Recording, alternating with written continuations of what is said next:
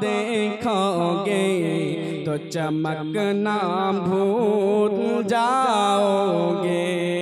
मेरे आका को देखोगे तो चमकना भूल जाओगे। जोरे बोला जाए ना सुभान अल्लाह। हरा गुंबद जो देखोगे तो ये दुनिया भूल जाओगे। अगर तुम गौर से मेरे नबी की बात सुन लोगे, अगर तुम गौर से मेरे नबी की बात सुन लोगे, मेरा दावा है तुम गाना बजाना भूल जाओगे। मेरा दावा है तुम गाना बजाना भूल जाओगे। अल्लाहुम्मा सल्लि अला सय्यदना मौलाना मुहम्मद वाला आले सय्यदना मौलाना मुहम्मद। दुरूद शरीफ पढ़ी अल्लाहुम्मा सल्लि अला सय्यदना मौलाना मुहम्मद वाला आले सय्यदना मौलाना मुहम्मद। अल्लाहुम्मा सल्लि अला सय्यदना मौलाना मुहम्मद वाला आले सय्यदना मौलाना मुहम्मद। আমার আল্লাহওয়ালা দিনদার মুত্তাকি পরেজগার ভাইরা, আল্লাহ পাক রব্বুল আলামিন আমাকে আপনাকে অনেক দয়া করে দ্বীনি মজলিসে আসার তৌফিক দান করেছে। কোন আল্লাহ? যিনি মহিয়ান, গরিয়ান,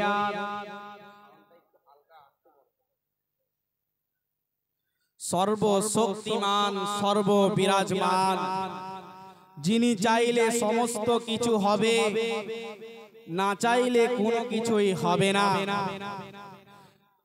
জিনার হুকুম ছাড়া, জিনার পারমিশন ছাড়া একটা গাছের পাতা পর্যন্ত লড়ে না। সেই আল্লাহ পাক রব্বুল আলামিন আমাকে এবং আপনাদেরকে বড় ভালোবেসে দয়া করে এই দ্বীনি মজলিসে আসার এবং বসার তৌফিক দান করেছেন। তার জন্য আমরা প্রত্যেকেই শুকরিয়া স্বরূপ বলি আলহামদুলিল্লাহ। আলহামদুলিল্লাহ। অসংখ্য দরুদ ও সালাম বর্ষিত হোক সেই মহামানবের প্রতি যিনি আগমন করেছিলেন সারা বিশ্ববাসীর করুণা হয়ে, ভ্রান্ত পথিকের পথের দিশারি রূপে। জিনার উপাধি ছিল আল আমিন, সাদিক, আমানতদার, সত্যবাদী। তিনারি শানে আমরা প্রত্যেকেই মুহাব্বতের সহিত এক বাক্যে বলি সাল্লাল্লাহু আলাইহি ওয়াসাল্লাম। সাল্লাল্লাহু আলাইহি ওয়াসাল্লাম। অতঃপর আজকের এই বাৎসরিক জলসার সুনাম ধন্য মহামান্য সম্মানীয় সভাপতি সাহেব এবং মঞ্চে উপবিষ্ট শ্রদ্ধেয় সম্মানীয় মুরব্বিয়ানে কেরামগণ এবং উপস্থিত সম্মানীয় উলামায়ে কেরামগণ, হুফাজে কেরামগণ এবং পর্দার আড়ালে থাকা আমার মা ও বোনেরা, সকলকে আমি আমার অন্তরের অন্তঃস্থল থেকে জানাই আন্তরিক শুভেচ্ছা ও সাধুবাদ। আমার আল্লাহওয়ালা ভাইরা, আল্লাহ পাক রব্বুল আলামিনের বিশেষ করুণা, বিশেষ দয়া, যার কারণে আমরা এই মজলিসে জমা হতে পেরেছি। আল্লাহ পাক রব্বুল আলামিনের রহমতে এবং আপনাদের দোয়ায় আল্লাহ তাআলা আনিয়েছেন, আপনাদের সম্মুখে হাজির করিয়েছেন। ইনশাআল্লাহ যতটা সময় থাকবো আল্লাহ তাআলা যতটা তৌফিক দিবেন ততটা কোরআন হাদিস থেকে আলোচনা করব ইনশাআল্লাহ। আজকে যে আমরা এই মজলিসে বসেছি, এখন প্রায় 9:30 ঘড়ির কাঁটায় পেরিয়ে গেছে। প্রায় এই সময় মানুষ ঘুমাতে যায় কিংবা ঘুমানোর প্রস্তুতি নেয়। আজ আমরা যে ঘুমকে হারাম করে দিয়ে, আরামকে হারাম করে দিয়ে এখানে রাত জেগে মজলিসে বসে আছি, এর দরুন আমরা পাবো কি? এর দরুন আমরা কি ফায়দা পাবো? এর দরুন আমাদের উপকার কি হবে, কি লাভ হবে আমাদের এখানে বসে? আল্লাহ পাক রব্বুল আলামিনের কিছু সংখ্যক ফেরেশতা আছেন যিনারা দুনিয়ায় ঘুরতে থাকে আর এই সমস্ত মজলিসগুলোকে খুঁজতে থাকে, তালাশ করতে থাকে, যেইখানে আল্লাহ আল্লাহর রাসূলের কথা হয়, যেইখানে কোরআনের আলোচনা হয়, যেইখানে হাদিসের আলোচনা করা হয়, এই সমস্ত মজলিসগুলোকে আল্লাহ তাআলার এক শ্রেণীর ফেরেশতারা তালাশ করতে থাকে, খুঁজতে থাকে। খুঁজতে খুঁজতে যখন পেয়ে যায় তখন ফেরেশতারা কাতারে কাতারে কাতারে কাতারে দাঁড়াতে থাকে। ফেরেশতারা একের পর এক ভিড় জমাতে থাকে। এইভাবে দাঁড়াতে দাঁড়াতে ফেরেশতাদের ভিড়টা প্রথম আসমান পর্যন্ত পৌঁছে দেয়। তারপরে প্রথম আসমান থেকে বাড়তে বাড়তে দ্বিতীয় আসমান পর্যন্ত পৌঁছে যায়। এইভাবে বাড়তে বাড়তে তৃতীয়, চতুর্থ, পঞ্চম, ষষ্ঠম, যখন 7তম আসমান পর্যন্ত পৌঁছে যায়, এমন করতে করতে যখন আমার আল্লাহর সামনে পৌঁছে যায়, অর্থাৎ সিদরাতুল মুনতাহার কাছ পর্যন্ত ফেরেশতাদের লাইন পৌঁছে যায়, ফেরেশতাদের কাতার পৌঁছে যায়, তখন আমার আল্লাহ তাআলা সমস্ত কিছু জানা সত্ত্বেও ফেরেশতাদের জিজ্ঞাসা করেন। কি জিজ্ঞাসা করেন? ও আমার ফেরেশতারা, তোমরা কাতারে কাতারে দাঁড়িয়ে আছো কেন? ও আমার ফেরেশতারা, তোমরা ভিড় করে দাঁড়িয়ে আছো কেন? ও আমার ফেরেশতারা, তোমরা লাইনে লাইনে দাঁড়িয়ে আছো কেন? ও আমার ফেরেশতারা, তোমরা এত ভিড় করেছো কেন? তখন ফেরেশতারা উত্তর দেয়, ও রব্বুল আলামিন, আপনার কিছু সংখ্যক বান্দা আপনার আলোচনা করেছে, রাতের ঘুমকে হারাম করে দিয়ে আপনার রাসূলের নিয়ে আলোচনা করছে। আপনার কিছু সংখ্যক বান্দা আপনি যে কোরআনটা নাজিল করেছেন ওই কোরআনকে নিয়ে আলোচনা করছে। আপনি যে আপনার রাসূলকে পাঠিয়েছেন ওই রাসূলকে নিয়ে আলোচনা করছে। আমার আল্লাহ রাব্বুল আলামিন সমস্ত কিছু জানা সত্ত্বেও আবারও জিজ্ঞাসা করেন, ও আমার ফেরেশতারা, ও আমার ফেরেশতারা, তারা কিসের জন্য বসে আছে? তারা কিসের জন্য আরামকে হারাম করে দিয়ে বসে আছে?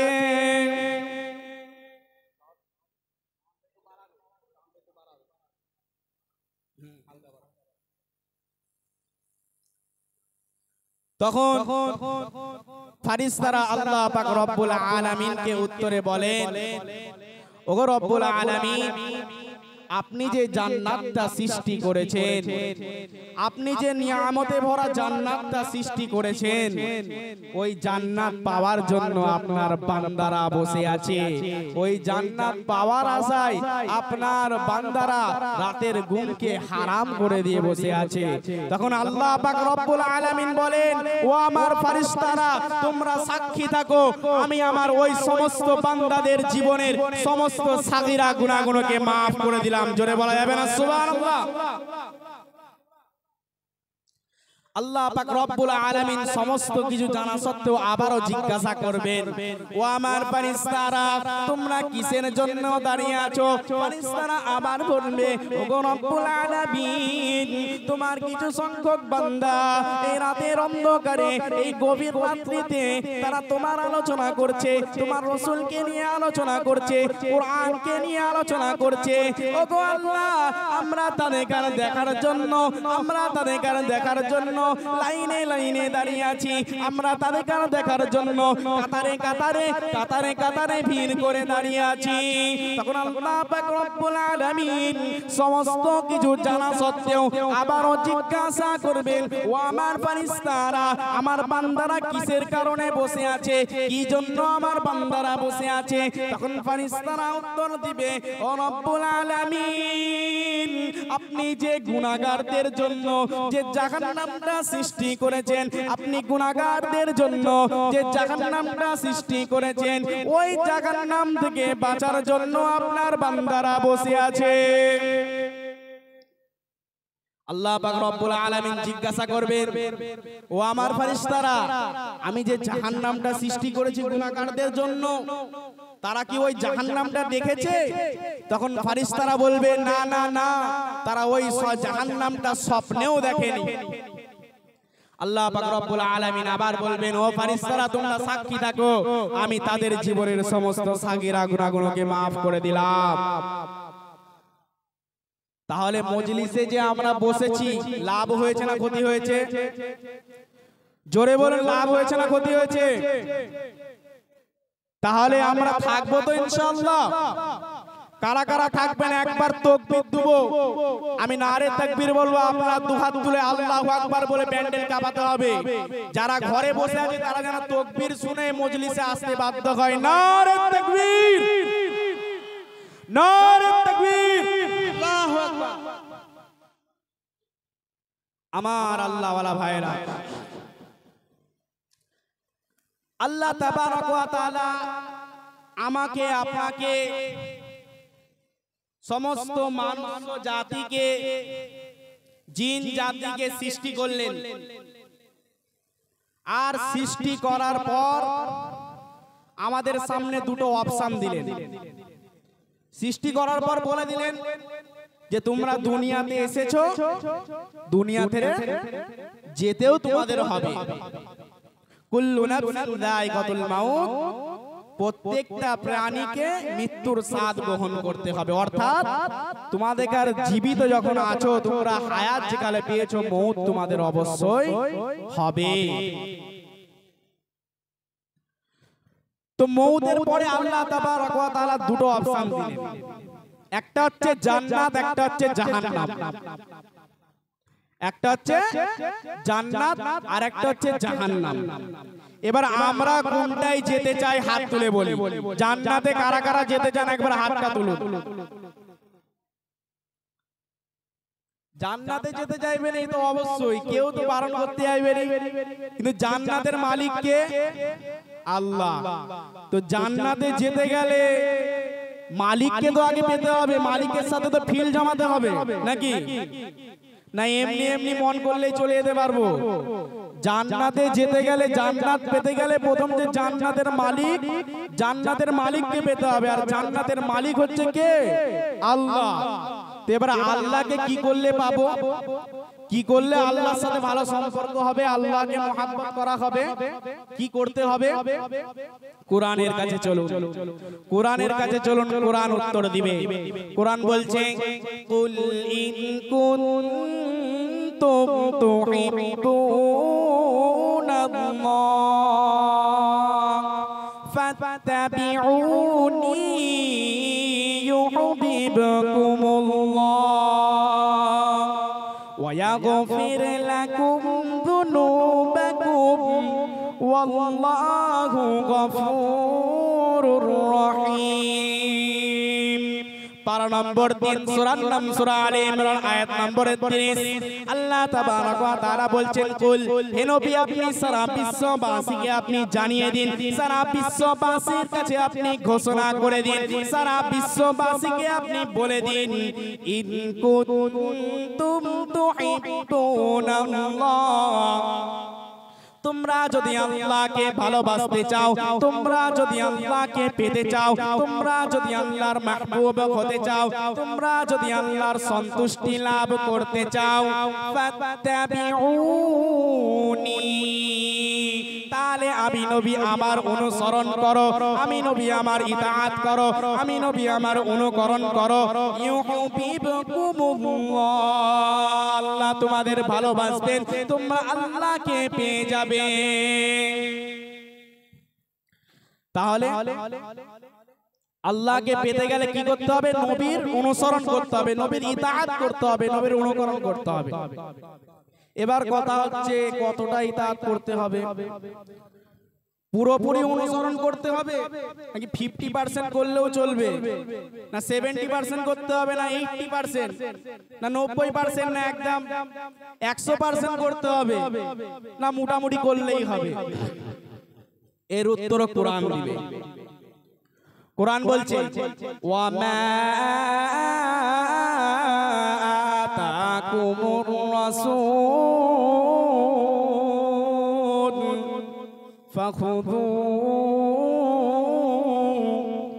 ওয়া মা নাহাকুম আনহু ফান্তাহু। পারা নম্বর 28 সূরার নাম সূরা হাশর আয়াত নম্বর 7। কোরআন বলছে, মা আতাকুমুর রাসূল, আমার নবী যেটা তোমাদের দিয়েছে, আমার নবী যেটা তোমাদের করতে বলেছে, আমার নবী যেটা তোমাদের আদেশ করেছে, ফাখুযু, তোমরা ওই আদেশটা গ্রহণ করো, তোমরা ওই কথাটা মেনে নাও, তোমরা ওই কাজটা করে নাও। ওয়া মা নাহাকুম আনহু ফান্তাহু, এবং আমার নবী যেটা থেকে তোমাদের বিরত করেছে, আমার নবী যেটা থেকে তোমাদের বারণ করেছে, আমার নবী যেটা থেকে তোমাদের বাধা দিয়েছে, সে কাজ করা তো দূরের কথা, সে ধারে বারেও যেও না। তাহলে আল্লাহকে পেতে গেলে নবীর ইতাআত করতে হবে, আর নবীর পুরোপুরি ইতাআত করতে হবে। কেমন ইতাআত? নবী কেমন খেয়েছে, নবী কেমন পড়েছে, নবী কিভাবে চলেছে, নবী কিভাবে বলেছে, নবী কিভাবে লেবাস পরেছে, নবীর পাই টু পাই, নবীর পাই টু পাই জীবনীকে আমার জীবনের মধ্যে ফিট করতে হবে। আজ তো দুঃখের বিষয়, আমি মুসলমানের ছেলে, আমার কাছে নবীর সুন্নত ভাল লাগে না, আমার কাছে নবীর তরিকা ভালো লাগে না। আমি নিজেকে নিজে আশিকে রাসূল বলে দাবি করি, কিন্তু আমার মধ্যে নবীর সুন্নতের দেখা পাওয়া যায় না। নবীকে ভালোবাসতে হবে অবশ্যই, নবীকে না পরিপূর্ণ ভালোবাসলে, নবীকে না জানের চাইতে বেশি ভালোবাসলে কেউ পরিপূর্ণ মুমিন হতে পারবে না।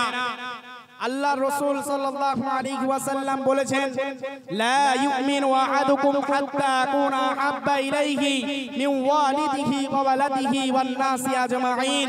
বুখারী শরীফের হাদিস। আল্লাহর রাসূল সাল্লাল্লাহু আলাইহি ওয়াসাল্লাম বলছেন, তোমরা ততক্ষণ পর্যন্ত পরিপূর্ণ মুমিন হতে পারবে না, তোমরা ততক্ষণ পর্যন্ত কামিল মুমিন হতে পারবে না যতক্ষণ পর্যন্ত না তোমার জানের চাইতে, তোমার বাপের চাইতে, তোমার অন্যান্য মানুষের চাইতে আমি নবী এবং আমার আল্লাহর মুহাব্বত তোমার দিলের মধ্যে সব চাইতে বেশি হবে। এবার নবীকে তো ভালোবাসতে হবে। কি করলে নবীকে ভালোবাসা হবে? নবীকে অবশ্যই ভালোবাসতে হবে। নবীকে যদি ভালো না বাসি পরিপূর্ণ ঈমানদার হওয়া যাবে না। এবার নবীকে কিভাবে ভালোবাসতে হবে? শুধু মুখে নবীকে ভালোবাসি, हम आशिक रसूल हैं, हम आशिक रसूल हैं बोलने से नहीं चलेगा। আল্লাহ রাসূল সাল্লাল্লাহু আলাইহি ওয়াসাল্লাম বললেন, মান আহাব্বা সুন্নতি ফাকাদ আহাব্বানি ওয়া মান আহাব্বানি কানা মাই ফিল জান্নাহ।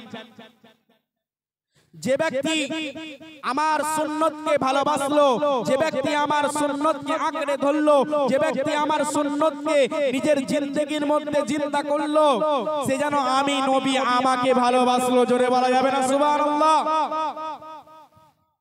তাহলে নবীকে ভালোবাসতে গেলে নবীর সুন্নতকে আঁকড়ে ধরতে হবে। নবীকে ভালোবাসতে গেলে 5 ওয়াক্ত নামাজ আদায় করতে হবে। আজ আমি যেই নবীর আশিক বলে দাবি করি, কিন্তু আমি নামাজ পড়ি না। অথচ দেখো, তুমি যেই নবীর আশিক বলে নিজেকে দাবি করতো, তুমি যেই আশিকে রাসূল বলে নিজেকে দাবি করছো, সেই নবী কি কোনোদিনও নামাজ ছেড়েছিল? আল্লাহর রাসূল সাল্লাল্লাহু আলাইহি ওয়াসাল্লাম মৃত্যু সজ্জায় ভুগছেন, দুনিয়া ছেড়ে চলে যাবেন, এতটাই অসুস্থ হয়ে গিয়েছেন যে নিজে পায়ে হেঁটে মসজিদ পর্যন্ত যেতে পারছেন না, নিজে পায়ে হেঁটে মসজিদ পর্যন্ত যেতে পারছেন না। আল্লাহর রাসূল সাল্লাল্লাহু আলাইহি ওয়াসাল্লাম দুইজন সাহাবাকে ডাক দিলেন। একদিকে হযরতে ওমরকে দাঁড় করালেন, অপরদিকে হযরতে আলীকে দাঁড় করালেন। তাদের মধ্যে ভর দিয়ে পা ঘষরাতে মসজিদ পর্যন্ত গেছে। আর আমি আজকে নবীর আশিক বলে নিজেকে দাবি করি, আশিকে রাসূল বলে দাবি করি, কিন্তু আমি মসজিদের সামনে থেকে চলে যাচ্ছি, মসজিদে নামাজ হচ্ছে, নামাজ পড়ার মতো আমার ক্ষমতা হচ্ছে না। মসজিদে আজান হচ্ছে, মসজিদে আজান শুনে মসজিদে আসার মতো আমার ক্ষমতা হচ্ছে না। আমি নবীর আশিক, আমি চায়ের আড্ডায় বসে অযথা সময় নষ্ট করে নামাজ ছেড়ে দিচ্ছি। জোহর কোথায় কাটছে আমার কোনো খেয়াল নেই, আসর কোথায় কাটছে আমার কোনো খেয়াল নেই, মাগরিব কোথায় বেরিয়ে যাচ্ছে আমার কোনো খেয়াল নেই। আমার মধ্যে নামাজের ছোঁয়া পাওয়া যায় না। না, আশিকে রাসূল হতে গেলে, নবীকে ভালোবাসতে গেলে নবীর সুন্নতকে আঁকড়ে ধরতে হবে, 5 ওয়াক্ত নামাজ পড়তে হবে। আশিকে রাসূল হতে গেলে তোমার লেবাসটাকে নবীর মতন বানাতে হবে। আজ আমি নিজেকে আশিকে রাসূল বলে দাবি করছি, কিন্তু আমার মাথার চুলের কাটিং ইহুদি নাসারাদের স্টাইলে কাটছি। আজ আমি নিজেকে আশিকে রাসূল বলে দাবি করছি, কিন্তু আমার মধ্যে সুন্নতি চুলের কোনো দেখা পাওয়া যায় না। আশিকে রাসূল হতে গেলে তোমার খাদ্যটা হালাল বানাতে হবে। আশিকে রাসূল হতে গেলে তোমাকে হারাম থেকে বেঁচে থাকতে হবে। তোমার রিজকটা, তোমার খাদ্যটা তোমাকে হালাল বানাতে হবে। আল্লাহ রাসূল সাল্লাল্লাহু আলাইহি ওয়াসাল্লাম বলেছেন, লা ইয়াদখুলুল জান্নাতা লাহমুন নাবাতা মিনাস সুহতি। আল্লাহ রাসূল সাল্লাল্লাহু আলাইহি ওয়াসাল্লাম স্পষ্ট ভাষায় জানিয়ে দিলেন, এ সারা বিশ্ববাসী তোমরা জেনে নাও, লা ইয়াদখুলুল জান্নাতা লাহমুন, ওই গোশত কোনোদিনও জান্নাতে প্রবেশ করবে না, ওই গোশত কোনোদিনও জান্নাতে দাখিল হবে না। নাবাতা মিনাস সুহতি, যেই গোশতটা হারামের খেয়ে শরীরের মধ্যে জন্ম হয়েছে, ওই গোশতটা কোনোদিনও জান্নাতে প্রবেশ করবে না। ওয়া কানাতিন নারু আওলা বিহি, আল্লাহর রাসূল সাল্লাল্লাহু আলাইহি ওয়াসাল্লাম বললেন, এর জন্য উত্তম ঠিকানা হচ্ছে জাহান্নাম। এছাড়া কোরআন বলছে, ইয়া আইয়ুহার রাসূল কুলু মিনাত তাইয়্যিবাত ওয়া'মালু সালিহা, তোমরা কি খাও? হালাল খাও, হালাল, আর কি করো? নেক আমল করো। হারামকে যত মাথা কালা করো, যত কপাল কালা করো, ওর কোনো দাম নেই। কেননা হারাম হচ্ছে এমন একটা জিনিস, যেই জিনিসটা তোমার সমস্ত ইবাদতকে বরবাদ করার জন্য একাই যথেষ্ট। হারাম থেকে বেঁচে থাকতে হবে আমাদের। সুদ থেকে, ঘুষ থেকে, চুরি চামারি থেকে, চিটিংবাজি কারবার থেকে আমাদের বেঁচে থাকতে হবে। তবেই আমরা সচ্চা আশিক হতে পারবো, তবেই আমরা সচ্চা আশিকে রাসূল হতে পারবো। আশিকে রাসূল হতে গেলে তোমার পিতামাতার সহিত সৎ ব্যবহার করতে হবে। আশিকে রাসূল হতে গেলে তোমার মা বাবার সহিত ভালো ব্যবহার করতে হবে। পিতামাতাকে কষ্ট দিয়ে যতই স্লোগান দাও, যতই চেঁচাও, যতই যাই করো, আশিকে রাসূল হতে পারবে না। কেননা আল্লাহ তাবারক ওয়া তাআলা বলেছেন, আল্লাহ তা'বুদু ইল্লা ইয়্যাহু ওয়া বিল ওয়ালিদাইনি ইহসানা, আল্লাহ ছাড়া অন্য কারো ইবাদত উপাসনা করবে না। সূর্যের ইবাদত করা চলবে না, চন্দ্রের ইবাদত করা চলবে না, নক্ষত্রের ইবাদত করা চলবে না, মূর্তির ইবাদত করা চলবে না। শুধুমাত্র ইবাদত করতে হবে কার? চিৎকার দিয়ে বলুন, শুধুমাত্র ইবাদত করতে হবে কার? তারপর আল্লাহ তাআলা বলছেন ওয়া বিল ওয়ালিদাইনি ইহসানা, এবং তোমরা কি করবে? তোমার পিতামাতার সহিত সৎ ব্যবহার করবে, তোমার পিতামাতার সহিত ভালো ব্যবহার করবে, তোমার পিতামাতার সহিত ভালো আচরণ করবে। তারপর কোরআন বলছে ফালা তাকুল লাহুমা উফফিন ওয়ালা তানহারহুমা ওয়া কুল লাহুমা কাওলান কারীমা। কোরআন বলছে এমন কোন শব্দ, এমন কোন বাক্য তোমার পিতামাতার সঙ্গে প্রয়োগ করবে না, এমন কোন কর্ম করবে না তোমার পিতামাতার সঙ্গে, এমন কোন কাজ করবে না যার দ্বারাই তোমার পিতামাতা উফ শব্দটুকু বলে। এমন কোন কাজ, এমন কোন কর্ম যেই কাজ করার দ্বারাই তোমার পিতামাতা মনে আঘাত পাবে, তোমার পিতামাতার দিল থেকে উফ শব্দটুকু বেরোবে। আল্লাহ তাআলা বলে দিন ওই সমস্ত ওই শব্দটুকু বলা, ওই কাজটা করা তোমার জন্য হলো হারাম। তারপর বললেন ওয়ালা তানহারহুমা, তোমরা তোমাদের পিতামাতাদেরকে আর ধমক দিবে না। এমনও কত সন্তান আছে যারা বৃদ্ধ পিতামাতাকে ধমক দিয়া তো দূরের কথা, এমনকি বৃদ্ধ পিতাকে কত গালিগালাজ করে, বৃদ্ধ পিতামাতাকে কত গালিগালাজ করে, কত উল্টো পাল্টা আচরণ করে। শুনে রেখো, জেনে রেখো, তুমি যতই নামাজ পড়ো, তুমি যতই রোজা রাখো, তুমি যতই হজ করো, তোমার পিতামাতা যদি তোমার উপরে রাজি না হয়, তোমার সব বেকার যাবে। কারণ আল্লাহ তাআলা তার রাসূলকে দিয়ে শিখিয়ে দিলেন, হে রাসূল সারা বিশ্ববাসীকে জানিয়ে দিন। আল্লাহ রাসূল সাল্লাল্লাহু আলাইহি ওয়াসাল্লাম বলছেন, বুখারী শরীফের হাদিস, আল্লাহ রাসূল সাল্লাল্লাহু আলাইহি ওয়াসাল্লাম বললেন রিযার রাব্বি ফি রিযাল ওয়ালিদাইন ওয়া সাখাতুর রাব্বি ফি সাখাতিল ওয়ালিদাইন। অর্থাৎ পিতামাতার সন্তুষ্টিতে আল্লাহ তাআলা সন্তুষ্ট, আর পিতামাতার অসন্তুষ্টিতে আল্লাহ তাআলা অসন্তুষ্ট।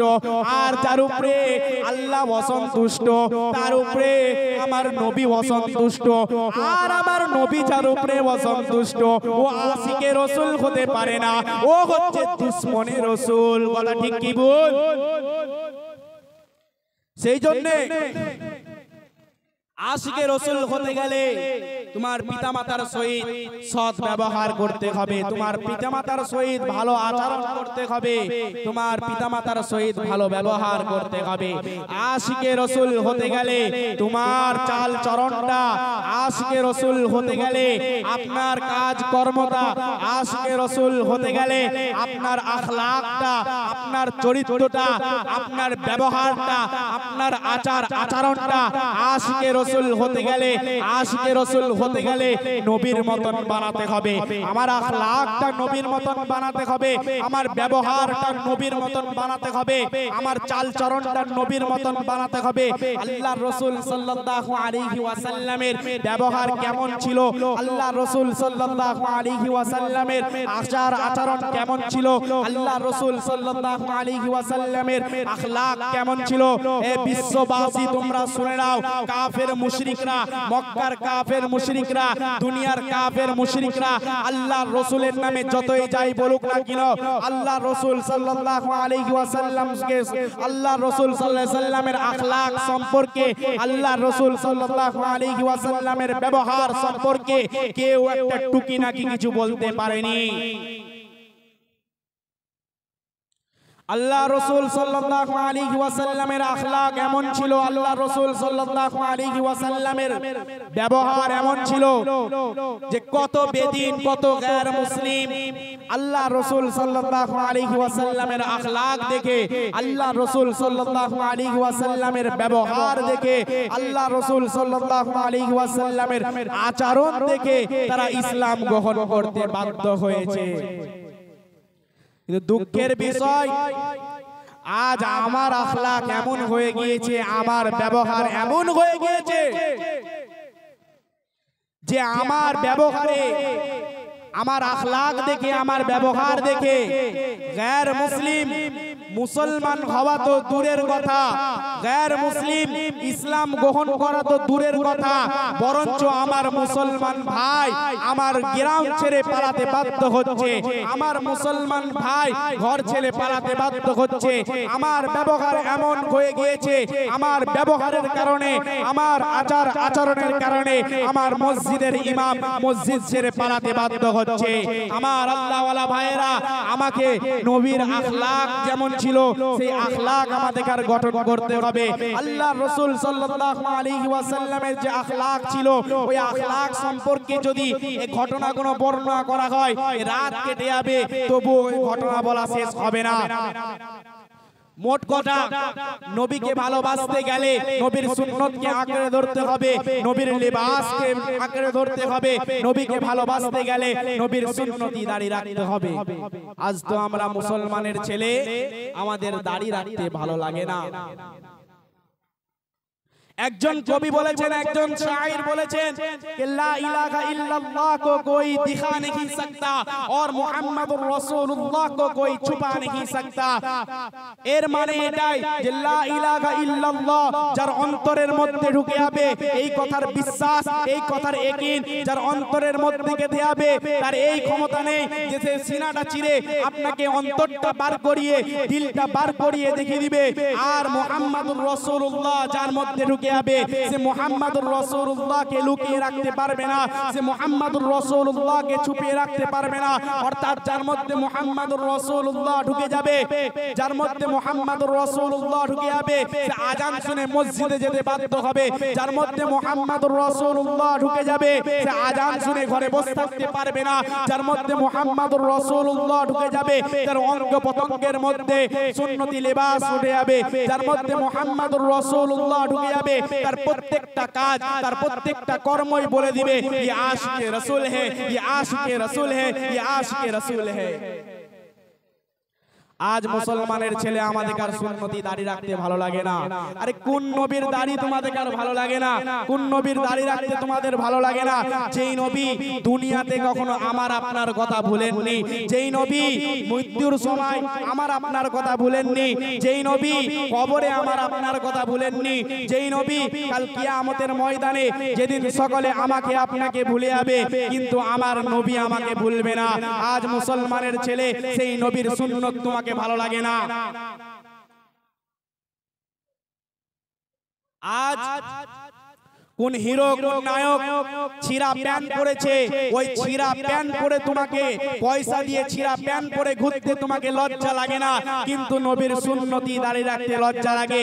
যেই নবী দুনিয়াতে কখনো আমাকে আপনাকে ভুলেনি, আল্লাহর রাসূল সাল্লাল্লাহু আলাইহি ওয়াসাল্লাম তায়েফের ময়দানে গেছেন, আল্লাহর রাসূল সাল্লাল্লাহু আলাইহি ওয়াসাল্লাম ইসলাম প্রচারের জন্য তায়েফের ময়দানে গেছেন। তায়েফবাসীরা আল্লাহর রাসূল সাল্লাল্লাহু আলাইহি ওয়াসাল্লামকে এমন মার মেরেছে, আল্লাহর রাসূল সাল্লাল্লাহু সাল্লামকে এমন মার মেরেছে, আল্লাহ রাসূল সাল্লাল্লাহু আলাইহি ওয়াসাল্লামকে রক্তে রক্তাক্ত করে দিয়েছে, আল্লাহ রাসূল সাল্লাল্লাহু আলাইহি ওয়াসাল্লামকে রক্তে লাল করে দিয়েছে। আল্লাহর ফেরেশতা জিবরাইল আলাইহিস সালাম সহ্য করতে পারেননি, তিনি চলে এসেছেন, ইয়া রাসূলুল্লাহ, ইয়া হাবিবাল্লাহ, আপনি একবার বলুন, আপনি একবার পারমিশন দিন, আমি দুদিকের পাহাড়গুলোকে নিয়ে যে তায়েফবাসীকে পিষে দেব, তায়েফবাসী ধ্বংস হয়ে যাবে, তায়েফবাসী বরবাদ হয়ে যাবে, আপনি একবার শুধু সিগন্যাল দিন, আপনি একবার শুধু পারমিশন দিন। আল্লাহর রাসূল সাল্লাল্লাহু আলাইহি ওয়াসাল্লাম বললেন, না, এরা তো আমারই উম্মত, এরা আজ বুঝেনি তো কি হয়েছে, এরা দুদিন পরে বুঝবে, এরা না বুঝলেও এদের আলাউলাদরা বুঝে নিবে। মৃত্যুর সময় আল্লাহর রাসূল সাল্লাল্লাহু আলাইহি ওয়াসাল্লামের কাছে দুইজন ফেরেশতা হাজির, হযরত জিবরাইল আলাইহিস সালাম, হযরত আজরাইল আলাইহিস সালাম এসে সালাম দিয়েছে, আসসালামু আলাইকা ইয়া রাসূলুল্লাহ। আল্লাহ রাসূল সাল্লাল্লাহু আলাইহি ওয়াসাল্লাম বললেন, ও ভাই জিবরাইল, তোমাকে তো চিনতে পারলাম, কিন্তু তোমার সাথে ইনি কে? তখন জিবরাইল আলাইহিস সালাম বলেছিলেন, ইয়া রাসূলুল্লাহ, ইয়া হাবিবাল্লাহ, হুজুর, ইনি হচ্ছে তিনি যিনি মালাইকা, যিনি মওতের ফেরেশতা, যিনি মানুষের জান কবজ করে থাকেন। আল্লাহ রাসূল সাল্লাল্লাহু আলাইহি ওয়াসাল্লামকে বললেন, হে আল্লাহর হাবিব, আল্লাহ পাক আপনার কাছে পাঠালেন আর জিজ্ঞাসা করতে বললেন যে আপনি কি যাবেন না থাকবেন, আপনি কি দুনিয়া ছেড়ে যাবেন না দুনিয়ায় থাকবেন? সেই সময় আল্লাহ রাসূল সাল্লাল্লাহু আলাইহি ওয়াসাল্লাম বলেছিলেন, ও ভাই জিবরাইল, আমি তো দুনিয়া ছেড়ে চলে যাব, কিন্তু আমার উম্মতের কি হবে? আমি তো দুনিয়া ছেড়ে চলে যাব, আমার উম্মতের কি হবে? আমার গুনাহগার উম্মতের কি হবে? একবারও তিনি বলেননি যে জিবরাইল, আমি তো চলে যাব, আমার ফ্যামিলির কি হবে? ও জিবরাইল, আমি তো চলে যাব, আমার হাসানের কি হবে? ও জিবরাইল, আমি তো চলে যাব, আমার হুসাইনের কি হবে? ও জিবরাইল, আমি তো চলে যাব, আমার ফাতেমার কি হবে? ও জিবরাইল, আমি তো চলে যাব, আমার আয়েশার কি হবে? ও জিবরাইল, আমি তো চলে যাব, আমার আর অন্যান্য বিবিদের কি হবে? একথা তিনি একবারে তার বলেননি। তিনি বললেন, ও জিবরাইল, আমি তো চলে যাব, আমার উম্মতের কি হবে? মওতের সময় যেই নবী আমাকে আপনাকে ভুললেননি, এমনকি কবরেও আমাকে আপনাকে ভুলেননি। কাল কিয়ামতের ময়দানে যেদিন কেউ কারণ হবে না, কাল কিয়ামতের ময়দানে যেদিন কেউ কারণ সাহায্য করবেন না, কাল কিয়ামতের ময়দানটা তো ভয়াবহ হবে। কাল কিয়ামতের ময়দানে যেদিন এই সূর্যটা মাথার কাছে চলে আসবে, আজ সূর্য কোটি কোটি মাইল দূরে আছে, তবুও আমরা গরম সহ্য করতে পারছি না, কিন্তু কাল কিয়ামতের ময়দানে এই সূর্যটা মাথার সন্নিকটে চলে আসবে। এই জমিনটার মাটি থাকবে না, জমিনটা তামার আল্লাহ বানিয়ে দিবেন। আল্লাহ পাক রব্বুল আলামিন কাল কিয়ামতের ময়দানে এই বড় বড় পাহাড়গুলোকে তুলোর মতো উড়িয়ে দিবেন। সেদিন মানুষ বলবে, ইয়াউমা ইয়াফিরুল, সেদিন মানুষ বলবে, আজকে পালানোর জায়গা কোথায়? সেদিন উত্তর আসবে, কাল্লা লা ওয়াজার, আজকের দিনে কোনো পালানোর জায়গা নাই। সেদিন সমস্ত মানুষ পেরেশান থাকবে, সেদিন কেউ কারণ হবে না। সেদিন আপনার জন্মদাতা পিতা আপনার কোনো কাজে আসবে না, আপনার জন্ম দুঃখিনী মাতা আপনার কোনো কাজে আসবে না, সেদিন আপনার বিয়ে করা বিবি কোনো সাহায্য করবে না, সেদিন আপনার মায়ের পেটের ভাই আপনার কোনো সাহায্য করবে না, সেদিন আপনার জন্ম দেওয়া সন্তান আপনার কোনো কাজে আসবে না। কাল কিয়ামতের ময়দানটা এত ভয়াবহ হবে, কাল কিয়ামতের ময়দানটা এত কষ্টদায়ক হবে যে কাল কিয়ামতের ময়দানে মাসুম বেগুনাহ নবীরা পর্যন্ত ইয়া রাব্বি নাফসি, ইয়া রাব্বি নাফসি, ইয়া রাব্বি নাফসি করতে থাকবে। আদম আলাইহিস সালাম বলবেন, ইয়া রাব্বি নাফসি, ইয়া রাব্বি নাফসি। নূহ আলাইহিস সালাম বলবেন, ইয়া রাব্বি নাফসি, ইয়া রাব্বি নাফসি। ইদ্রিস আলাইহিস সালাম বলবেন, ইয়া রাব্বি নাফসি, ইয়া রাব্বি নাফসি। ইউসুফ আলাইহিস সালাম বলবেন, ইয়া রাব্বি নাফসি, ইয়া রাব্বি নাফসি। দাউদ আলাইহিস সালাম বলবেন, ইয়া রাব্বি নাফসি, ইয়া রাব্বি নাফসি, ইয়া রাব্বি নাফসি। মুসা আলাইহিস সালাম বলবেন, ইয়া রাব্বি নাফসি, ইয়া রাব্বি নাফসি। ঈসা আলাইহিস সালাম বলবেন, ইয়া রাব্বি নাফসি, ইয়া রাব্বি নাফসি, ইয়া রাব্বি নাফসি। সেদিন শুধু একমাত্র মানুষ একজন থাকবেন, শুধু একজনই থাকবেন যিনি বলবেন, ইয়া রাব্বি উম্মতি, ইয়া রাব্বি উম্মতি।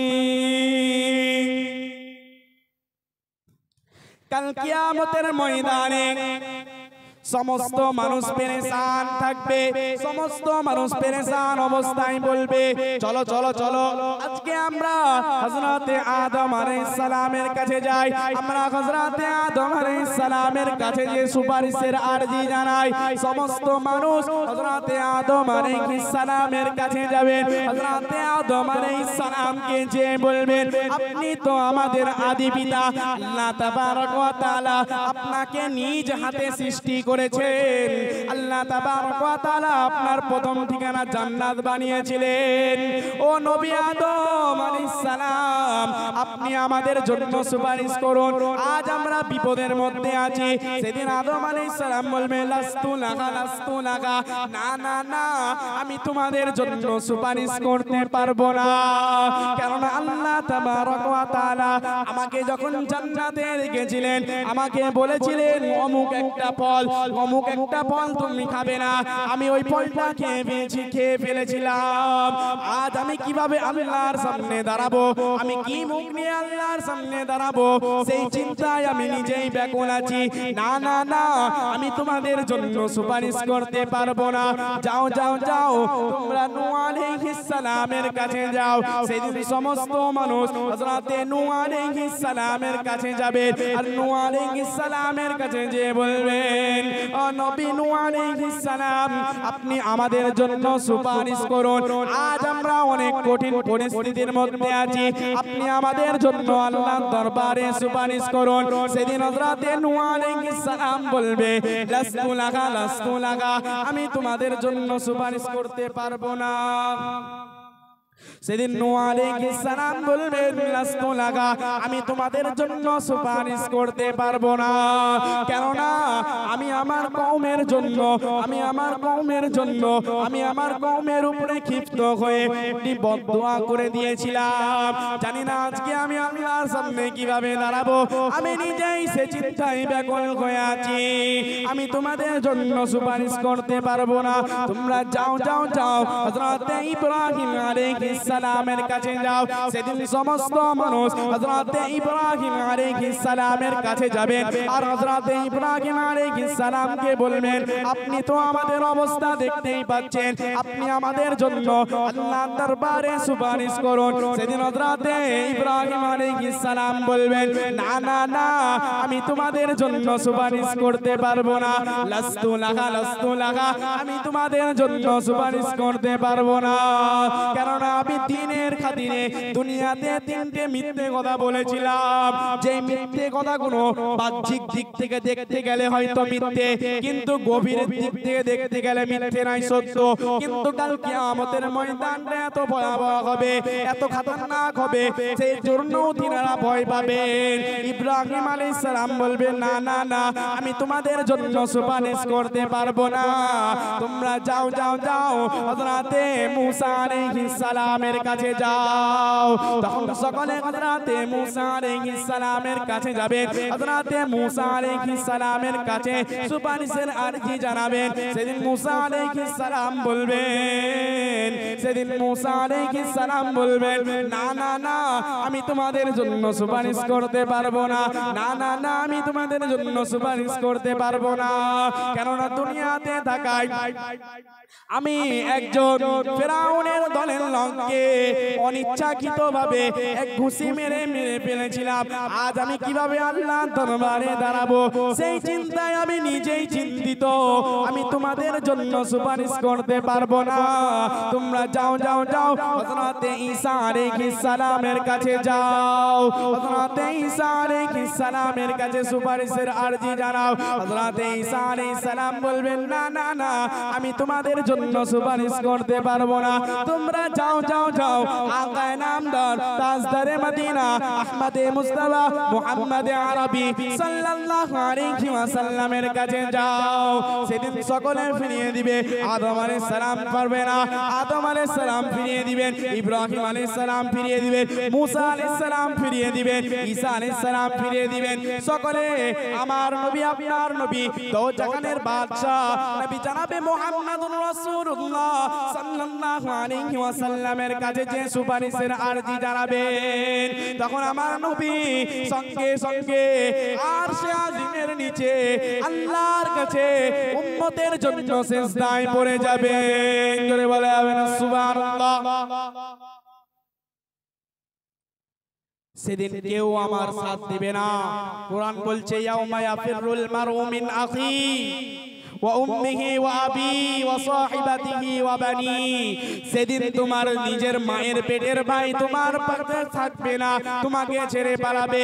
ওয়া উম্মিহি ওয়া আবি, তোমার জন্ম দুঃখিনী মাতা, যেই মা তোমাকে 10 মাস 10 দিন গর্ভে ধারণ করেছিল, যেই মা নিজে না খেয়ে তোমাকে খাইয়েছিল, যেই মা নিজে না ভালো পোশাক পরে তোমাকে পরিয়েছিল, ওই মা তোমার কাছে ছেড়ে পেলে যাবে, তোমার কোনো সাথ দেবে না। ওয়া উম্মিহি ওয়া আবি, সেদিন তোমার বাপ তোমার কোনো সাথ দিবে না। ওয়া সাহিবাতিহি ওয়া বানি, তোমার বিয়ে করা বিবি কোনো কাজে আসবে না। এবং ওয়া সাহিবাতিহি ওয়া বানি, এবং তোমার জন্ম দেওয়া সন্তান, যেই সন্তানের জন্য তুমি কত কি দুনিয়ায় করেছো, মাথার ঘাম পায়ে ফেলে কষ্ট করেছো, উপার্জন করেছো, যেই সন্তানের জন্য কত নামাজ ছেড়েছো, যেই সন্তানের জন্য কত রোজা ছেড়েছো, ওই সন্তান তোমার পাশে দাঁড়াবে না। লিকুল্লি ইমরিইম মিনহুম ইয়াওমাইযিন শাআনুন ইউগনি, সেদিন সকলে নিজের নিজের ব্যস্ততায় ব্যস্ত থাকবে। কিন্তু সেদিন একজন মানুষ হবে, যিনি আমার নবী আপনার নবী জনাবে মুহাম্মদুর রাসূলুল্লাহ সাল্লাল্লাহু আলাইহি ওয়াসাল্লাম, সাল্লাল্লাহু আলাইহি ওয়াসাল্লাম আরশে আজিমের নিচে সিজদায় পড়ে আমার জন্য, আপনার জন্য, উম্মতে মুহাম্মাদের জন্য কাঁদতে থাকবেন, কাঁদতে থাকবেন, কাঁদতে থাকবেন, কাঁদতে থাকবেন, কাঁদতে থাকবেন। আল্লাহর তরফ থেকে আওয়াজ আসবে, ও নবী মুহাম্মদ সাল্লাল্লাহু আলাইহি ওয়াসাল্লাম, আপনি মাথা উঠান, আপনি মাথা তুলুন, আপনি যা সুপারিশ করবেন আপনার সুপারিশ কবুল করা হবে, আপনি যা দোয়া চাইবেন আপনার দোয়া কবুল করা হবে, আপনি যা চাইবেন আপনাকে তাই দেওয়া হবে। আমার নবী আপনার নবী মাথা উঠাবেন, আর মাথা উঠিয়ে বলবেন, ইয়া রাব্বি উম্মতি, ইয়া রাব্বি উম্মতি, ইয়া রাব্বি উম্মতি। আল্লাহ তাআলা বলবেন, যাও যাও যাও, যাদের দিলের মধ্যে জবের দানা পরিমাণ ঈমান আছে, তাদেরকে আর তুমি জান্নাত জাহান্নাম থেকে বার করে নাও। আমার নবী আপনার নবী আল্লাহর হুকুমে যাবেন জাহান্নাম থেকে এমন ব্যক্তি যাদের দিলের মধ্যে, যাদের অন্তরের মধ্যে জবের দানা পরিমাণ ঈমান থাকবে, তাদেরকে আর জাহান্নাম থেকে বার করিয়ে নিয়ে আসবেন। তারপরে আবার তিনি দ্বিতীয়বার আরশে আজিমের ছায়া, আরশে আজিমের নিচে তিনি আবার সিজদায় পড়ে কাঁদতে থাকবেন, কাঁদতে থাকবেন। আবার আওয়াজ আসবে, ও নবী মুহাম্মদ সাল্লাল্লাহু আলাইহি ওয়াসাল্লাম, আপনি মাথা উঠান, আপনি যা চাইবেন আপনাকে তাই দেওয়া হবে, আপনি যা সুপারিশ করবেন আপনার সুপারিশ কবুল করা হবে। সঙ্গে সঙ্গে তিনি মাথা উঠাবেন, আর মাথা উঠিয়ে বলবেন, ইয়া রাব্বি উম্মতি, ইয়া রাব্বি উম্মতি, ইয়া রাব্বি উম্মতি। আল্লাহ আমার উম্মতের কি হবে, আল্লাহ আমার উম্মতের কি হবে? আল্লাহ বলবে, যাও যাও যাও হাবিব যাও, যাদের দিলের মধ্যে সরষের দানা পরিমাণ ঈমান আছে তাদেরকে জাহান্নাম থেকে বার করিয়ে নাও। আল্লাহ রাসূল সাল্লাল্লাহু আলাইহি ওয়াসাল্লাম ফিরে এসে আবার দ্বিতীয়বার সিজদায় পড়ে কাঁদতে থাকবেন। আবার আওয়াজ আসবে, ও নবী মুহাম্মদ সাল্লাল্লাহু আলাইহি ওয়াসাল্লাম, আপনি মাথা উঠান, আপনি যা সুপারিশ করবেন আপনার সুপারিশ মঞ্জুর করা হবে, আপনি যা চাইবেন আপনাকে তাই দেওয়া হবে, আপনি মাথা উঠান। সেদিন তিনি মাথা উঠাবেন, আবার বলবেন, ইয়া রাব্বি উম্মতি, ইয়া রাব্বি উম্মতি। আল্লাহ আমার উম্মতের কি হবে? আল্লাহ তাআলা বলবে, যাও যাও যাও, যাদের দিলের মধ্যে সামান্য পরিমাণ ঈমান আছে তাদেরকে আর তুমি জাহান্নাম থেকে বার করিয়ে নাও। চতুর্থবার তিনি আবার সিজদায় পড়ে কাঁদতে থাকবেন, কাঁদতে থাকবেন। আল্লাহর তরফ থেকে আওয়াজ আসবে, ও নবী মুহাম্মদ সাল্লাল্লাহু আলাইহি ওয়াসাল্লাম, আপনি মাথা উঠান, আপনি মাথা উঠান, আপনি যা চাইবেন আপনাকে তাই দেওয়া হবে, আপনি যা সুপারিশ করবেন আপনার সুপারিশ কবুল করা হবে। সেদিন আমার নবী আপনার নবী বলবেন, ও দয়াময় মাবুদ, যারা দুনিয়ায় থেকে একবার বলেছে লা ইলাহা ইল্লাল্লাহ মুহাম্মাদুর রাসূলুল্লাহ, আল্লাহ গো তুমি তাদেরকে জাহান্নাম থেকে মুক্ত করে দাও। আল্লাহ বলবেন, আমার হাবিব, আমার ইজ্জতের কসম, আমার আজমতের কসম, আমি তাদেরকে এমনিতেই জাহান্নাম থেকে নাজাত দিয়ে দিব। জোরে বলুন সুবহানাল্লাহ।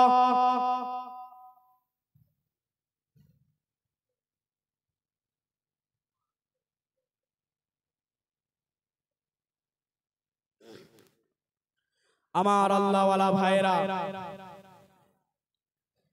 যেই নবী দুনিয়াতে কখনো আমার আপনার কথা ভুলেনি, এমনকি কাল কিয়ামতের ময়দানেও আমার আপনার কথা ভুলবেন না। আজ মুসলমানের ছেলে সেই নবীর সুন্নত আমাকে ভালো লাগে না, আমি নিজেকে আশিকে রসুল বলে দাবি করি। 12ই রবিউল আউয়াল এলে আমার নবী তোমার নবী বিশ্ব নবী জিন্দাবাদ, আর জিন্দাবাদ করে সেই হিন্দুর ভাইয়ের দোকানে বসে কি করছি, দাড়ি চেঁচে উড়িয়ে দিচ্ছি না। বাস্তবে আশিকে রসুল নয়, বাস্তবে আশিকে রসুল তো তারা নবীকে ভালোবেসে নবীর সুন্নতকে আঁকড়ে ধরেছে যারা। বাস্তবে আশিকে রসুল তো তারা নবীকে ভালোবেসে নবীর সুন্নতি লিবাসকে পরিধান করেছে যারা। বাস্তবে আশিকে রসুল তো তারা 5 ওয়াক্ত নামাজে মসজিদে যায় যারা। বাস্তবে আশিকে রসুল তো তারা নিজের পিতামাতার সহিত সৎ ব্যবহার করে যারা।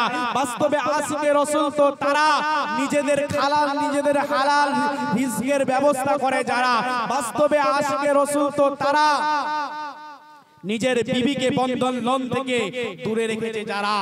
বাস্তবে আশিকে রসুল তো তারা নিজের আখলাককে, নিজের চাল চরণকে নবীর মতো বানিয়েছে যারা। বাস্তবে যদি আশিকে রসুল হতে চান, বাস্তবে যদি আশিকে রসুল হতে চান, সত্যিকারের নবীকে যদি ভালোবাসতে চান, তাহলে যান আবু বকর সিদ্দিক রাদিয়াল্লাহু আনহুর জিন্দেগিটা খুলে দেখে নিন। হযরতে আবু বকরের জিন্দেগি উঠিয়ে দেখে নিন, হযরতে ওমরের জিন্দেগি দেখে নিন, হযরতে আলী রাদিয়াল্লাহু আনহুর জিন্দেগি দেখে নিন, হযরতে উসমান রাদিয়াল্লাহু আনহুর জিন্দেগি দেখে নিন, সাহাবায়ে কেরাম রাদিয়াল্লাহু আনহুদের জিন্দেগিটা দেখে নিন। তিনারা নবীকে কেমন ভালোবেসেছিলেন, সাহাবায়ে কেরাম রাদিয়াল্লাহু আনহুম নবীকে কিরূপ ভালোবেসেছিলেন। কয়েকটা ঘটনা আপনাদের সামনে তুলে ধরলে একদম স্পষ্ট হয়ে যাবে। হযরত আবু বকর সিদ্দিক রাদিয়াল্লাহু আনহু নবীকে কেমন ভালোবেসেছিলেন তার একটা ছোট্ট ঘটনা আপনাদের সামনে বলবো, ইনশাআল্লাহ বলবো। আল্লাহ রাসূল সাল্লাল্লাহু আলাইহি ওয়াসাল্লাম যখন মক্কা ছেড়ে মদিনায় হিজরত করে চলে যাবেন, কাফেররা মুশরিকরা আমার নবীর উপরে এত অত্যাচার করছে, এত জুলুম করছে যে নবীর দ্বারা আর মক্কায় থাকা সম্ভব হচ্ছে না। আল্লাহর তরফ থেকে হুকুম আসছে যে নবী আপনি হিজরত করুন। তো আল্লাহ রাসূল সাল্লাল্লাহু আলাইহি ওয়াসাল্লাম যেই দিন রাতে হিজরত করবে বলে বার হয়েছেন, হিজরত করবে, ওই হিজরতের রাতে কাফেররা মুশরিকরা আবু জেহেল মক্কার বড় বড় লিডাররা আলোচনা করে মাশওয়ারা করে ঠিক করেছে যে আজকে রাতের মধ্যেই মুহাম্মদকে কতল করে দিতে হবে, আজকে রাতের মধ্যেই মুহাম্মদকে শেষ করে দিতে হবে, আজকে রাতের মধ্যেই মুহাম্মদের কিসসা শেষ করে দিতে হবে। সমস্ত কাফের মুশরিকরা নবীর ঘরকে ঘিরে ধরেছে, আর আল্লাহর তরফ থেকে হুকুম হয়ে গিয়েছে, আল্লাহর তরফ থেকে খবর চলে গিয়েছে হে নবী আপনি হিজরত করে মদিনার দিকে বার হয়ে যান। আল্লাহর রাসূল সাল্লাল্লাহু আলাইহি ওয়াসাল্লাম নিজের বিছানায় হযরতে আলী রাদিয়াল্লাহু আনহুকে শুই করিয়ে দিয়েছেন। এবার বার হবেন কি করে, কাফের মুশরিকরা ঘিরে রেখেছে।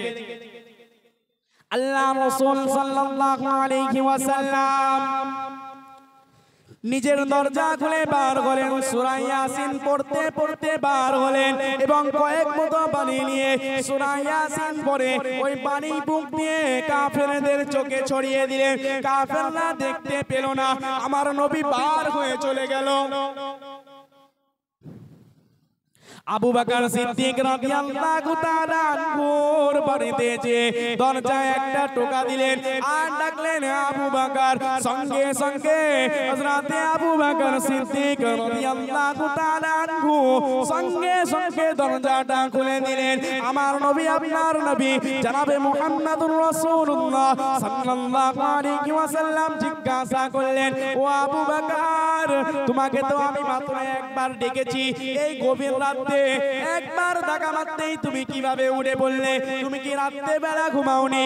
সেদিন হযরতে আবু বকর সিদ্দিক রাদিয়াল্লাহু তাআলা আনহু বলেছিলেন, ইয়া রাসূলুল্লাহ ইয়া হাবিবাল্লাহ হুজুর, যেদিন আপনি আমাকে বলেছিলেন ও আবু বকর আমি একদিন আল্লাহর হুকুমে মক্কা ছেড়ে মদিনায় হিজরত করে চলে যাব, আর সেই হিজরতের রাতের সাথী হবে তুমি, ও ইয়া রাসূলুল্লাহ ইয়া হাবিবাল্লাহ হুজুর তারপর থেকে আমি আবু বকর আর রাতে বেলা ঘুমাই না আমি আবু বকর দরজায় পিঠ দিয়ে সারা রাত কাটিয়ে দিই যাতে করে আমার নবী কোনো কষ্ট না পায় আমি আবু বকর ঘুমিয়ে থাকবো আমি আবু বকর নিশ্চিন্তে ঘুমাবো আর আমার নবী এসে বারবার ডাকতে থাকবে আমি আবু বকর বেঁচে থাকতে এটা কোনোদিনও হতে পারে না তারপরে হযরতে আবু বকর সিদ্দিক রাদিয়াল্লাহু আনহু কে নিয়ে মক্কা ছেড়ে মদিনার উদ্দেশ্যে যাওয়ার জন্য বার হলেন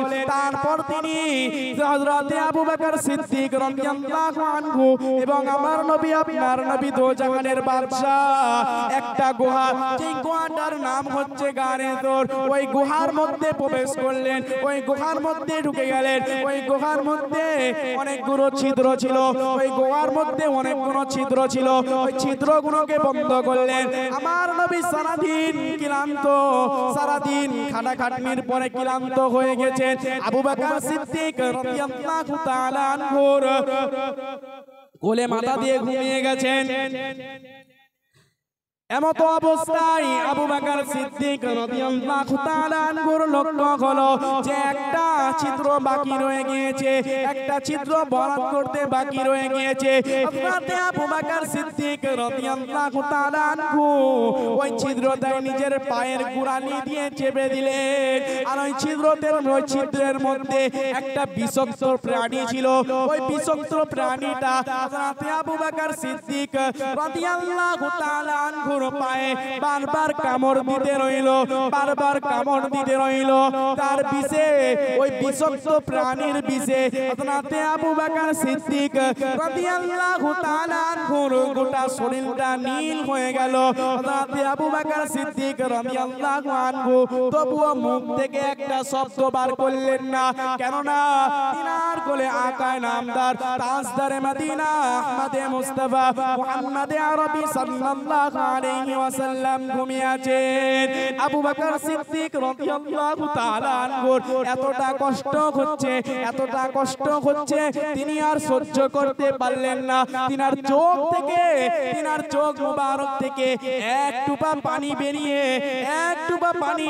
আল্লাহ রাসূল সাল্লাল্লাহু আলাইহি ওয়াসাল্লামের চেহারা মোবারকে পড়ে গেল সঙ্গে সঙ্গে নবী পাক সাল্লাল্লাহু আলাইহি ওয়াসাল্লামের ঘুমটা ভেঙে গেল তারপরে হযরত আবু বকর সিদ্দিক রাদিয়াল্লাহু আনহুর দিকে দেখলেন হযরত আবু বকর সিদ্দিক রাদিয়াল্লাহু আনহু থরথর করে কাঁপছে হযরত আবু বকর সিদ্দিক রাদিয়াল্লাহু আনহুর গোটা শরীরটা বিষে নীল হয়ে গিয়েছে আমার নবী আপনার নবী জনাবে মুহাম্মদুর রাসূলুল্লাহ সাল্লাল্লাহু আলাইহি ওয়াসাল্লাম জিজ্ঞাসা করলেন ও আবু বকর তোমার কি হয়েছে হযরত আবু বকর সিদ্দিক রাদিয়াল্লাহু আনহু বললেন ইয়া রাসূলুল্লাহ ইয়া হাবিবাল্লাহ হুজুর একটা ছিদ্র বাকি রয়ে গিয়েছিল ওই ছিদ্রটা আমি আমার পায়ের গোড়ালি দিয়ে চেপে ধরেছিলাম ওই ছিদ্রের মধ্যে একটা বিষাক্ত প্রাণী ছিল যে বারবার আমাকে কামড় দিয়ে আমার শরীরটা বিষাক্ত হয়ে গিয়েছে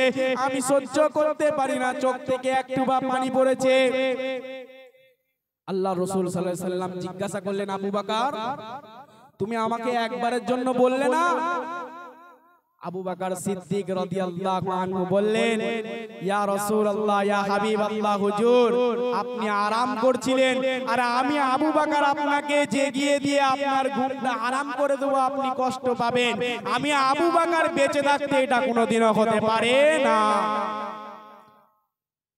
এই রকম ভালোবেসেছিলেন হযরত আবু বকর সিদ্দিক রাদিয়াল্লাহু আনহু শুধু এক নয় প্রত্যেকটা সাহাবী আল্লাহর রাসূল সাল্লাল্লাহু আলাইহি ওয়াসাল্লামকে এই রকম মহব্বত করেছিলেন নিজের জানের চাইতেও বেশি মহব্বত করতেন উহুদের যুদ্ধে যখন কাফের মুশরিকদের তরফ থেকে বারবার তীর এসেছে আল্লাহর রাসূল সাল্লাল্লাহু আলাইহি ওয়াসাল্লামের দিকে সেই সময় হযরত আবু দুজানা রাদিয়াল্লাহু আনহু নিজের বুকটাকে পেটে দিয়েছিলেন নিজের বুকটাকে পেটে দিয়ে নবীর জন্য ঢাল বানিয়ে দিয়েছিলেন যত তীর লেগেছে হযরত আবু দুজানা রাদিয়াল্লাহু আনহুর বুকে লেগেছে আল্লাহর রাসূল সাল্লাল্লাহু আলাইহি ওয়াসাল্লামের যাতে কোনো ক্ষতি না হয় সেই জন্য নিজের বুকটাকে তিনারা ঢাল বানিয়ে দিয়েছেন জোরে বলা যাবে না সুবহানাল্লাহ সেই জন্য আমার আল্লাহওয়ালা ভাইরা সত্যিকারের আশিকে রসুল হতে হবে। সত্যিকারের আশিকে রসুল হলে আল্লাহর রসুলের সঙ্গে জান্নাতে থাকার সুবিধা পাওয়া যাবে। জোরে বলুন সুবহানাল্লাহ। আর সত্যিকারের আশিকে যদি রসুল হতে পারি আমার আল্লাহ খুশি হবে, আর আল্লাহ যার উপরে খুশি হবে সে ইহকালেও কামিয়াব হবে, পরকালেও কামিয়াব হবে।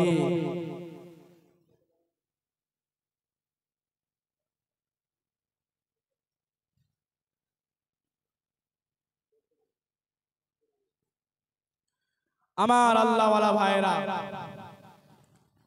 আজ বর্তমান সময়ে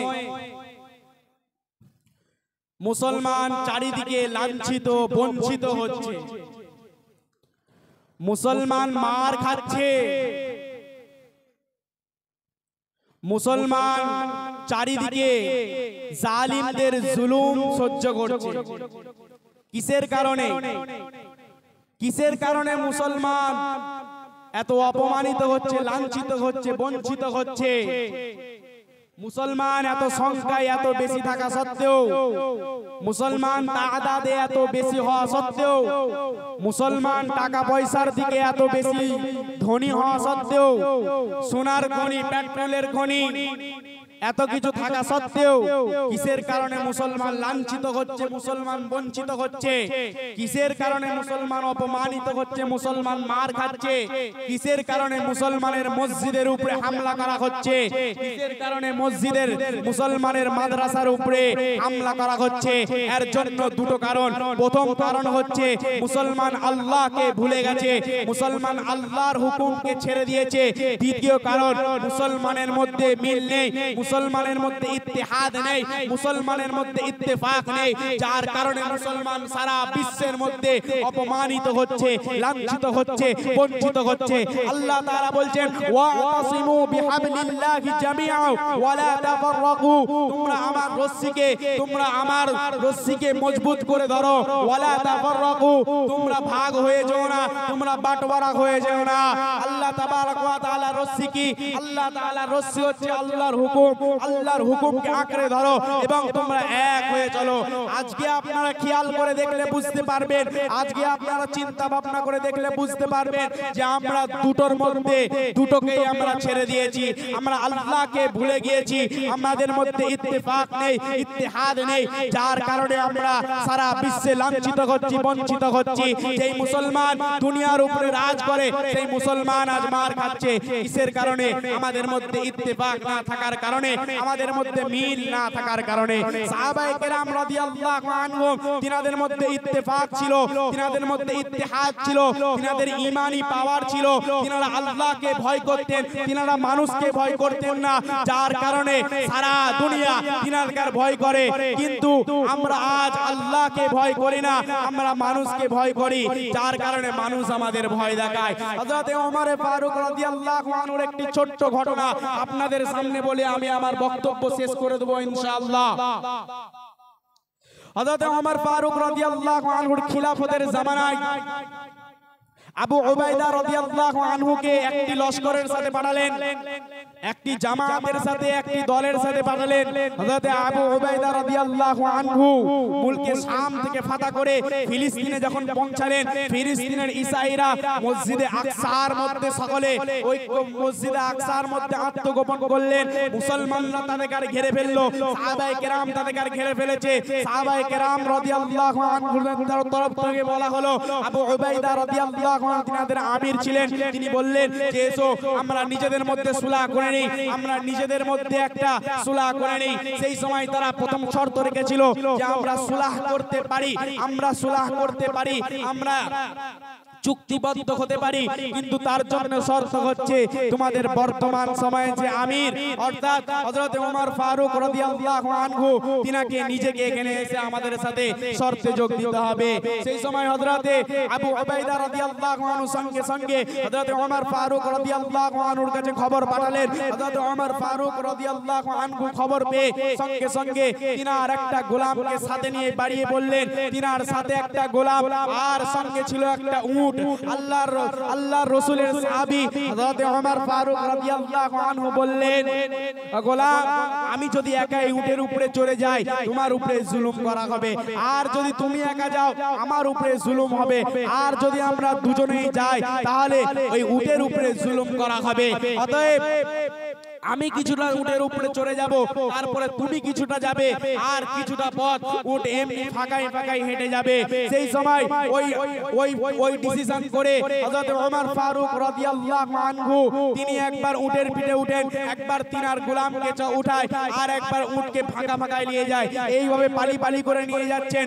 যখন ফিলিস্তিনের কাছে পৌঁছানোর সময় হয়েছে, হযরত ওমর ফারুক রাদিয়াল্লাহু আনহুর উট টেনে নিয়ে আসার পালি পড়েছে। হযরত ওমর ফারুক রাদিয়াল্লাহু আনহু যিনি হচ্ছেন আমিরুল মুমিনিন, যিনি হচ্ছেন ইসলামের খলিফা, তিনি একটা পোশাক পরেছে, তাপ্পি দেওয়া পোশাক, সিরা পোশাক, সেলাই করা পোশাক, একটা খেজুরের পাতার চটি পরে হযরত আমিরুল মুমিনিন ওমর ফারুক রাদিয়াল্লাহু আনহু উট টেনে টেনে নিয়ে এসেছেন। কিন্তু লক্ষ্য করুন, সেই সময় হযরত ওমর ফারুক রাদিয়াল্লাহু আনহু তিনার বদনে ছিল, তিনার পরনে ছিল একটা ছিঁড়া কাপড়, তাপ্পি দেওয়া কাপড়, তিনার পায়ে ছিল একটা চটি, একটা খেজুর পাতার চটি।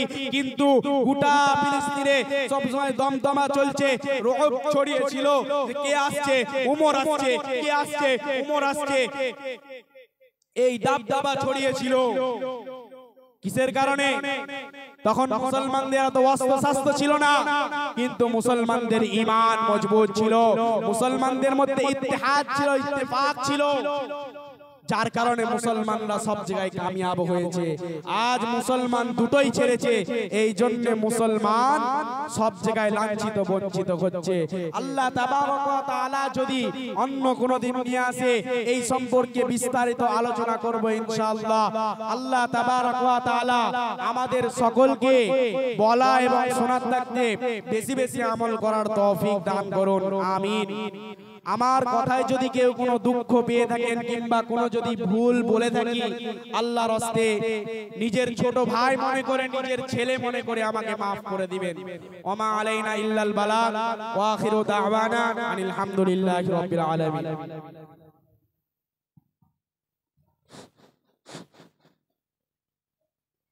হ্যালো, আলহামদুলিল্লাহ, এতক্ষণ যিনার মুখ থেকে বক্তব্য শুনলাম জনাব মাওলানা সামাদুল ইসলাম সাহেব আকুভাগ বাগরান থেকে এসেছিলেন। আল্লাহর রহমতে হাদিস কোরআন থেকে বক্তব্য রাখলেন। এখন বক্তব্য রাখবেন জনাব মাওলানা রাকিবুল ইসলাম সাহেব, আমাদের শ্যামপুর থানারই যোগ্যমান আলেম, তাই আমরা মনোযোগ করে শুনবো ইনশাআল্লাহ।